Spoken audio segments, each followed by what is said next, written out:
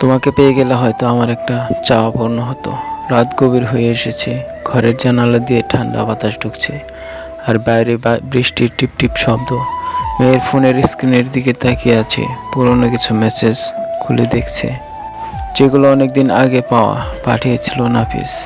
সে একসময় তার পুরো পৃথিবী ছিল।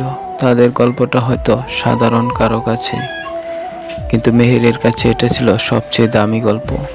অতীতে শুরুটা খুব সুন্দর ছিল। মেহের আর নাফিজের পরিচয় হুট করেই সোশ্যাল মিডিয়ায়।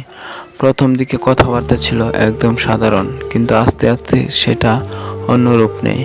একে অপরের মনের কথা বুঝতে শিখেছিল তারা। নাফিজ ছিল খুব স্বপ্নবাজ একজন ছেলে। বলতো, একদিন আমি বড় হব, আমাদের জন্য একটা সুন্দর জীবন বানাবো, কষ্ট থাকবে না, শুধু সুখ থাকবে। মেয়ের তখন বিশ্বাস করতো এই কথাগুলো। অতীতে ভাঙানো সুর, কিন্তু সময় সবকিছু বদলে দেয়। নাফিস ধীরে ধীরে ব্যস্ত হয়ে গেল স্বপ্ন পূরণের দৌড়ে।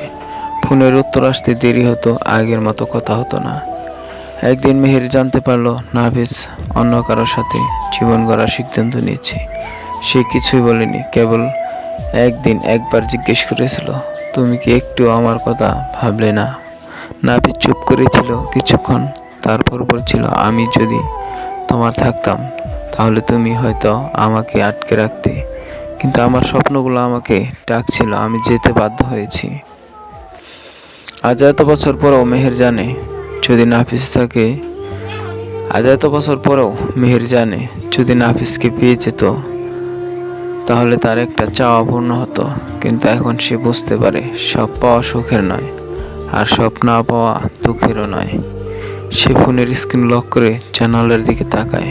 বৃষ্টি নামছে, শুধু নাফিস নেই, আর কখনো আসবেও না।